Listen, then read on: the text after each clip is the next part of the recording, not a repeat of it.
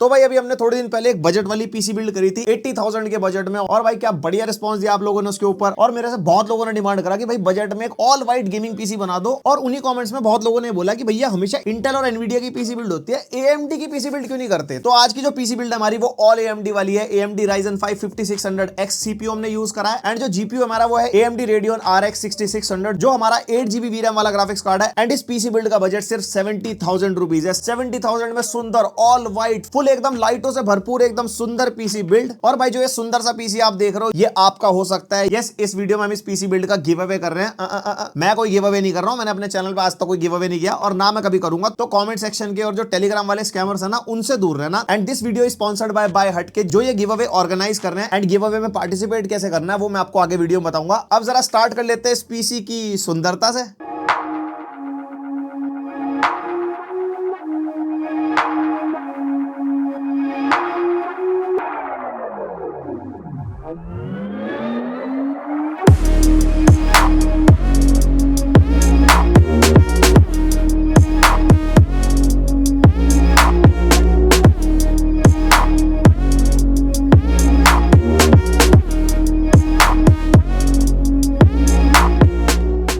अब जरा बात कर लेते हैं सामग्री के बारे में जो हमने इसके अंदर यूज कर रखी है। सबसे पहले हमारा सीपीयू AMD Ryzen 5 5600X हम इसके अंदर यूज कर रहे हैं, जो हमारा 6 कोर्स 12 थ्रेड्स वाला प्रोसेसर है एंड X सीरीज का प्रोसेसर है, यानी कि अनलॉक्ड है। आप इसको फ्यूचर में ओवरक्लॉक भी कर पाओगे। इसी वजह से हमने इसके अंदर AIO यूज करा है, और AIO से जो इसकी सुंदरता बढ़ गई है ना पीसी की, वो तो भैया लाजवाब ही है। और भाई अगर प्रोसेसर की प्राइसिंग की बात करते हैं तो आज की डेट में प्रोसेसर हमारा 17,400 के आसपास चल रहा है। और यहाँ पे मैं बाय हटके के बारे में बात कर रहा था। बाय हटके के थ्रू अगर हम इसका Amazon पे प्राइस चेक करते हैं ना तो आप यहाँ पे देख सकते हो 12,700 तक का लोएस्ट प्राइस गया है इसका। उसके बाद जो हमारा मदरबोर्ड है वो है MSI की तरफ से B550M Pro Wi-Fi DDR4। अब जैसे कि AMD की 5000 सीरीज है तो DDR4 वाले मदरबोर्ड चूज करना बनता था। 70,000 का बजट जो हमने लिया है उसके हिसाब से मदरबोर्ड बिल्कुल परफेक्ट है। एंड इस मदरबोर्ड के पोर्ट्स वगैरह पे भी अगर आप नजर मारोगे ना तो काफी अच्छे खासे पोर्ट्स भी हमारे को इसके अंदर मिल जाते हैं। एंड इस मदरबोर्ड की प्राइसिंग की अगर बात करते हैं तो 10,900 चल रहा है Amazon पे, और अगर लोएस्ट प्राइस देखते हैं तो हमारा 10,390 तक गया है इसका। और इस पीसी बिल्ड की सुंदरता को मेंटेन करने के लिए जो AIO हमने इसके अंदर यूज किया है वो है डीपकूल का Gamex L240 जो हमारा 240mm वाला AIO है। फुल एकदम लाइटों के तड़के के साथ आता है, प्लस व्हाइट कलर का AIO है, तो पूरी पीसी बिल्ड की सुंदरता को एनहांस कर रहा है यहाँ पे। एंड फ्यूचर में अगर आप अपने प्रोसेसर को ओवरक्लॉक करोगे तो यहाँ पे AIO काम आएगा। भाई साहब गर्मी पैदा होगी तो ठंडक के लिए मामला तो चाहिए ना।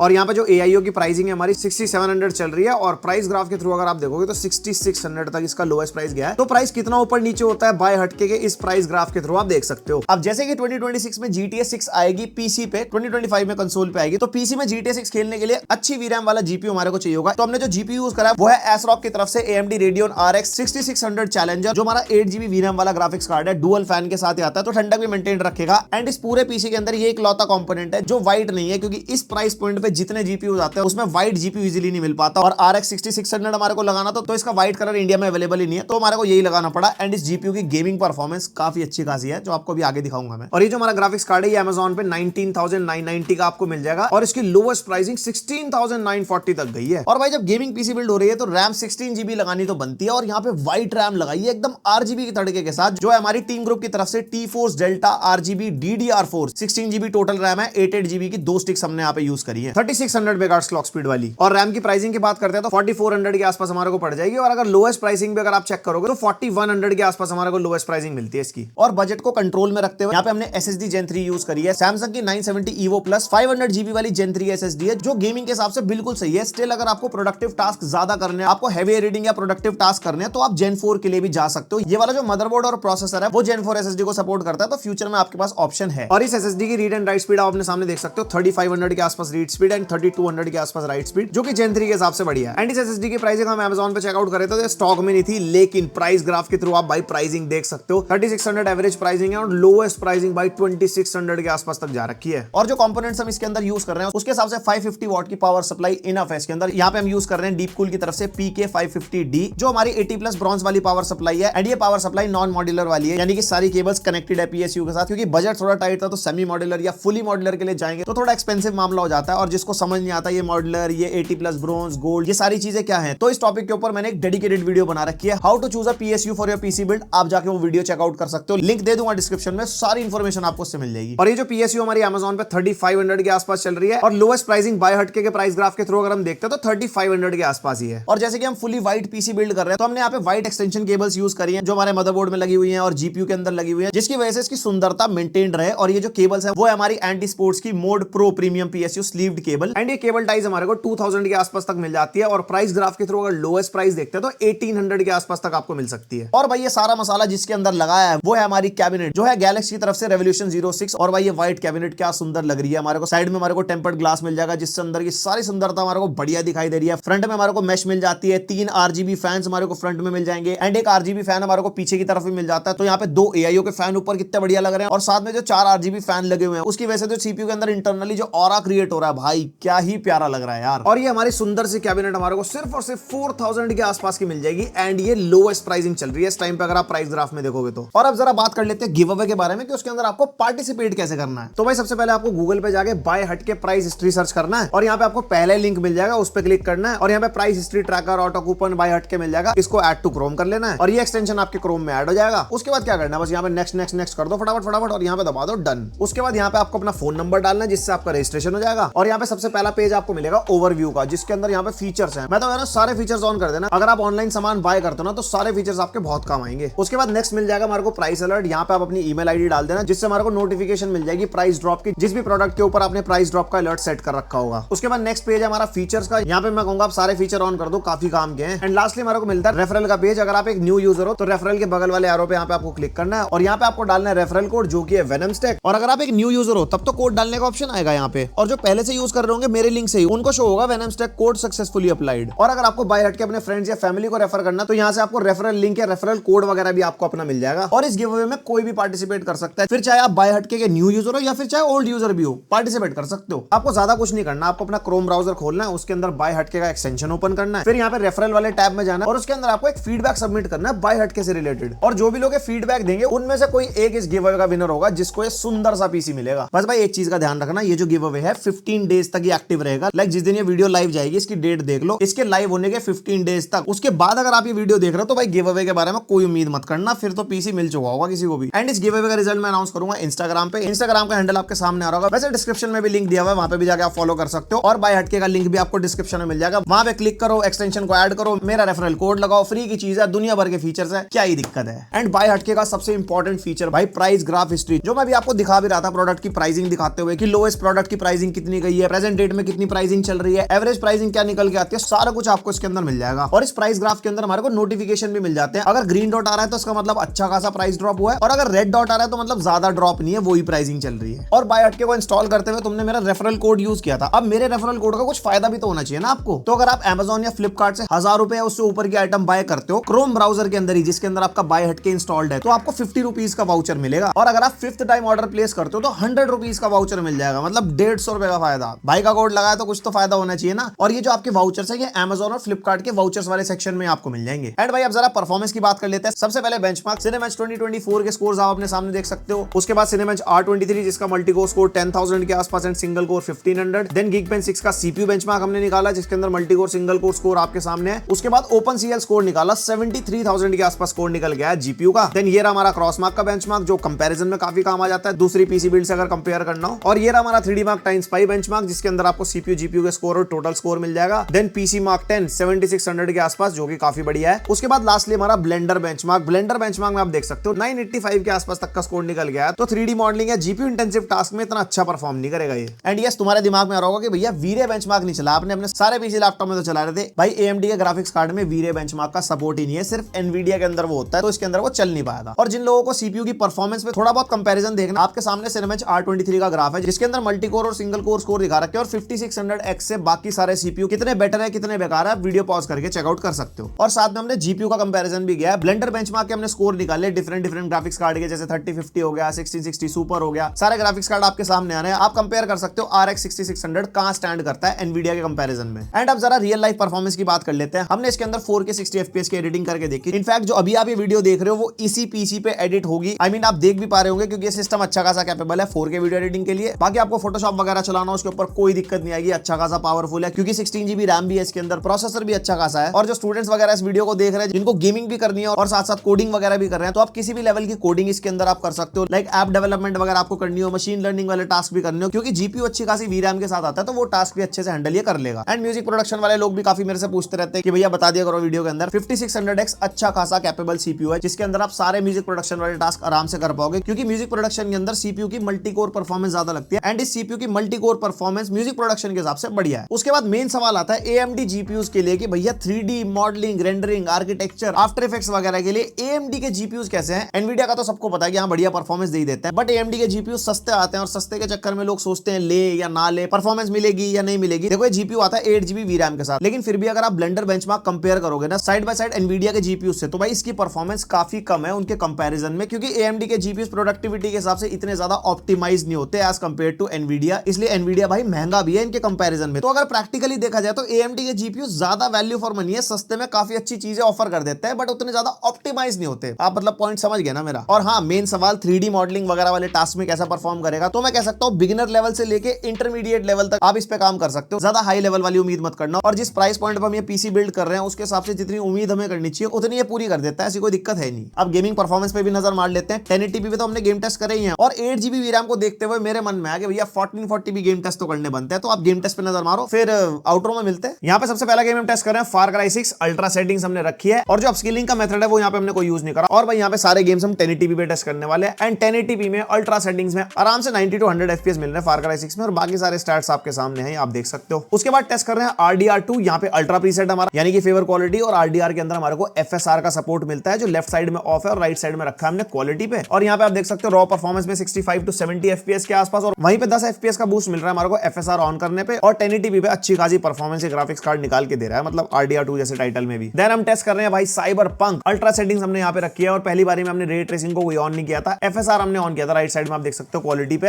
एंड यहाँ पे भाई 1080p पे हमारे को अल्ट्रा सेटिंग्स में 60 FPS की गेमिंग हमारे को मिल रही है रॉ परफॉर्मेंस में, और वहीं पे FSR लगाने के बाद 70+ FPS हमारे को मिल रहा है जो कि सही है। 1080p गेमिंग वाला कार्ड है और अच्छी खासी 1080p की परफॉर्मेंस मिल भी रही है हमारे को। उसके बाद सेम प्रीसेट हमने रखा अल्ट्रा पे, FSR का सिनेरियो भी सेम रखा, लेकिन इस बार रे ट्रेसिंग को हमने अल्ट्रा पे कर दिया। मैंने कहा अब देखते हैं कहां स्टैंड करता है जीपीयू। और भाई यहाँ पे आप देख सकते हो 15-20 FPS मिल रहा है हमारे को रॉ परफॉर्मेंस में, और वहीं पे अगर हम FSR भी लगा देते हैं ना तब भी हमारे को सिर्फ 10 FPS का ही बूस्ट मिल रहा है जो कि प्लेबल नहीं है, तो आपको सेटिंग्स वगैरह थोड़ी बहुत ट्वीक करनी पड़ेगी अगर आपको रे ट्रेसिंग पे भी खेलना है साइबरपंक तो। उसके बाद आता है हमारा फोर्जा होराइजन 5 1080p पे टेस्ट करने हैं इसको भी। यहाँ पे भी FSR 2.0 का सपोर्ट मिलता है हमारे को एंड प्रीसेट हमने रखा है एक्सट्रीम पे यानी कि हाईएस्ट सेटिंग, और यहाँ पे हमारे को 1080p में बढ़िया 70 to 80 FPS मिल रहा है, और FSR लगाने के बाद भी कोई ज्यादा डिफरेंस नहीं है, सेम ही FPS मिल रहा है दोनों केसेस में। फोर्जा में हमेशा ऐसा रहता है FPS पता नहीं क्यों दोनों में सेम आता है, फिर चाहे DLSS लगा लो फिर चाहे FSR लगा लो। Then we tested Valorant on 1080p और सेटिंग्स को रखा हमने यहाँ पे हाई पे, एंड Ryzen 5 5600X एक अच्छा खासा 6 कोर वाला प्रोसेसर है, तो यहाँ पे हमारे को वैलोरेंट में बढ़िया FPS मिल रहा है, 300+ FPS आप देख सकते हो, और रैम भी हमने यहाँ पे 16GB यूज करी है, ऑब्वियसली गेमिंग पीसी है तो यहाँ पे बढ़िया परफॉर्मेंस हमारे को मिल रही है। उसके बाद भैया हमारा प्यारा GTA 5, यहाँ पे हम इसको टेस्ट करें वेरी हाई और हाई सेटिंग्स के मिक्सचर पे, एंड आराम से यहाँ पे हमारे को 130 to 150 FPS के आसपास मिल रहे हैं जो कि भाई अच्छे खासे हैं, और बाकी सारे स्टैट्स आपके सामने है, GPU temperature, CPU temperature, usage, memory वगैरह, और हमारा जो रूम टेम्परेचर है ना वो 19 डिग्रीज के आसपास है, क्योंकि मेरे शहर में भाई बहुत ठंड हो चुकी है तो इसलिए यहाँ पे गेमिंग में भी ठंडा ठंडा माहौल ही है। उसके बाद स्पाइडरमैन मुरली भैया वेरी हाई सेटिंग्स पे टेस्ट कर रहे हैं, और FSR का सिनेरियो वही है, एक तरफ ऑफ है एक तरफ क्वालिटी पे। रे ट्रेसिंग अभी हमने ऑन नहीं करी, एंड यहाँ पे हमारे को बढ़िया 80 to 90 FPS मिल रहे हैं रॉ परफॉर्मेंस में, और वहीं पे FSR लगाने के बाद 10-12 FPS का बूस्ट हमारे को मिल रहा है। उसके बाद हमने सोचा भैया रे ट्रेसिंग को भी ऑन कर लेते हैं, और हाई पे कर दिया हमने रे ट्रेसिंग को, और भाई FPS का ड्रॉप देखो, इससे पता लगता है कि AMD के GPUs रे ट्रेसिंग को ढंग से झेल ही नहीं पाते, मतलब कहां 90+ FPS आ रहे थे रॉ परफॉर्मेंस में और कहां 40 FPS के आसपास आ गए। उसके बाद हम टेस्ट कर रहे हैं हॉगवर्ट्स लेगेसी, प्रीसेट हमारा अल्ट्रा पे, रे ट्रेसिंग को भी यहाँ पे हमने अल्ट्रा पे रखा हुआ है, और FSR का सिनेरियो एक तरफ ऑफ है एक तरफ क्वालिटी पे, एंड यहाँ पे हमारे को अच्छी खासी परफॉर्मेंस मिल रही है, लाइक रॉ परफॉर्मेंस में हमारे को 45 to 50 FPS, और वहीं पे FSR लगाने के बाद 70+ FPS, और ये रे ट्रेसिंग ऑन की परफॉर्मेंस है, इसको ऑफ करोगे तो इससे बेटर FPS आप निकाल सकते हो। उसके बाद भैया CS2 टेस्ट करना तो बनता ही है, जो हमारा CPU GPU को दोनों को अच्छे से रगड़ता है, और यहाँ पे हमने जो प्रीसेट रखा था ना वेरी हाई रखा था, और यहाँ पे वेरी हाई प्रीसेट पे भाई आराम से हमारे को 150 to 170 FPS के आसपास मिल रहा है, और यहाँ पे आप GPU मेमोरी देख सकते हो भाई 5800 MB के आसपास, मतलब 5.5-6 GB के आसपास यूज हो रही है। तो हमारा जो CSGO है ना वो काफी हद तक GPU इंटेंसिव भी हो चुका है, और हमारे को आज की डेट में भाई 16 GB रैम तो चाहिए अगर आपको अच्छी स्पोर्ट्स वाली गेमिंग करनी है तो। उसके बाद टेस्टिंग जंग का भगवान, प्रीसेट रखा हमने अल्ट्रा पे, और FSR 2.0 का सपोर्ट इसके अंदर भी है, एक तरफ ऑफ है एक तरफ रखा है क्वालिटी पे, एंड यहाँ पे आप परफॉर्मेंस देख सकते हो भाई 1080p पे आराम से 60-70 एवरेज FPS मिल रहा है दोनों सिनेरियो में, और बाकी सारे स्टैट्स आपके सामने। और एक चीज मैं नोटिस कर रहा था, ये GPU काफी पावर एफिशिएंट भी है, 100 वॉट पावर ड्रॉ कर रहा है और परफॉर्मेंस उसके हिसाब से बढ़िया निकाल के दे रहा है। उसके बाद हम टेस्ट टेस्ट करें लास्ट ऑफ अस, जिसमें प्रीसेट को रखा था हमने हाई पे, एफएसआर को एक तरफ ऑफ रखा है, एक तरफ रखा है क्वालिटी पे, और यहाँ पे हमारा कैमरा का फोकस थोड़ा सा बिगड़ गया था, बट एमएसआई आफ्टर बर्नर के स्टैट्स आपको दिख रहे होंगे। 70 to 90 एवरेज एफपीएस हमारे को इस गेम के अंदर मिल रहे हैं, जो कि अच्छा खासा जीपीयू इंटेंसिव गेम है। 7.5 जीबी के आसपास वीरैम यूज हो रही है, जीपीयू की आप देख सकते हो सेकंड वाला जो हमारा कॉलम है ना, और रैम भी हमारी 15 जीबी के आसपास यूज हो रही है। तो भाई काफी अच्छा खासा हैवी गेम है और ये जीपीयू को काफी ठीक ठाक चला भी पा रहा है। एंड अब हम टेस्ट कर रहे हैं 1440p पे सारे गेम्स को। सबसे पहले GTA 5 सेम कॉम्बिनेशन रखा है, वेरी हाई का मिक्सचर, बस यहाँ पे रेजोल्यूशन हमारा 1440p हो चुका है। एंड भाई 1440p पे भी हमारे को 100, 120, 130 FPS के आसपास मिल रहे हैं GTA 5 में। तो 1440p गेमिंग में कितना कैपेबल है इस गेम के हिसाब से थोड़ा अंदाजा लगा सकते हो। उसके बाद हमने टेस्ट किया दूर का रोना छठा पार्ट, यानी कि हमारा फार क्राई 6, और यहाँ पे अल्ट्रा प्रीसेट पे टेस्ट कर रहे हैं और कोई भी अपस्केलिंग नहीं करी अभी हमने यहाँ पे। एंड यहाँ पे भाई 1440p पे भी हमारे को आराम से 70 to 80 FPS के आसपास मिल रहा है। 100 वॉट तक जीपीयू पावर ड्रॉ कर रहा है, 6 GB VRAM हमारी यूज हो रही है, रैम भी अच्छी खासी कंज्यूम हो रही है। तो जो हमने पीसी बिल्ड करा है वो काफी हद तक 1440p गेमिंग झेल सकता है। थोड़ा आगे भी देख लेते हैं। फिर मैंने सोचा जब जीपीयू इंटेंसिव गेम टेस्ट हो जाए तो आरडीआर को भी टेस्ट कर लेते हैं। यहाँ पे फेवर क्वालिटी पे टेस्ट कर रहे हैं, यानी कि अल्ट्रा सेटिंग्स है, और कोई भी अपस्केलिंग मेथड यहाँ पे हमने यूज नहीं करा। तो अब भी 1440p पे हमारे को 45 to 50 एवरेज एफपीएस मिल रहे हैं, जो कि भाई प्लेबल होते हैं। यहाँ पे VRAM देखो आप जीपीयू की 7.8 GB के आसपास कंज्यूम हो रही है, 8 GB VRAM वाला जीपीयू है। तो 1440p पे आप अंदाजा लगा सकते हो काफी हद तक आप इस पे गेमिंग कर पाओगे। मैंने अल्ट्रा वेरी हाई पे आपको दिखा दिया, आप चाहो तो थोड़ी सेटिंग्स वगैरह ट्विक कर सकते हो। मतलब ओवरऑल 1440p इसके ऊपर आप गेमिंग कर पाओगे। तो भाई ये था मेरी तरफ से all white all AMD gaming productivity PC build. आपको कैसा लगा पीसी बिल्ड मेरे को कमेंट करके जरूर बताना, और इसी बजट में दूसरे हम कौन से कंपोनेंट्स यूज कर सकते थे वो आप मेरे को बता सकते हो। और किसी और बजट की पीसी बिल्ड आपको करवानी है 40, 50, 60,000 या उससे ऊपर, वैसे उससे ऊपर की तो बहुत सारी पीसी बिल्ड है हमारे चैनल पे, महंगी महंगी एकदम 4 लाख 5 लाख वाली भी, तो वो भी आप चेकआउट कर सकते हो। और भाई भूलना मत इस पीसी बिल्ड का गिव अवे पार्टिसिपेशन का मैंने आपको बता ही दिया, पार्टिसिपेट जरूर करना। हो सकता है ये सुंदर पीसी बिल्ड आपके घर पे हो और उस पर बढ़िया गेमिंग चल रही हो दबा के। तो अगर आपको पसंद आई वीडियो तो लाइक मार देना, इस टाइप का कंटेंट पसंद आता है तो सब्सक्राइब भी कर सकते हो, बेल आइकन पे ऑल जरूर करना, नोटिफिकेशन मिस नहीं होना चाहिए। एंड हम मिलते हैं आपको नेक्स्ट किसी इंटरेस्टिंग वीडियो तक के लिए गुड बाय।